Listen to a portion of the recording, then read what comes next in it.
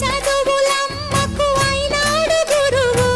మా పల్లె గుండెల్లో పచ్చబొట్టు నీవు, మా కంటి చూపుల్లో సూర్యుడే నీవు.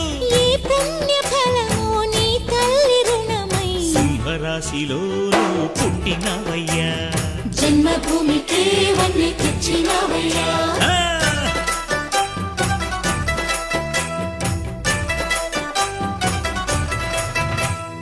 పేదలంటే ప్రాణమిచ్చే మన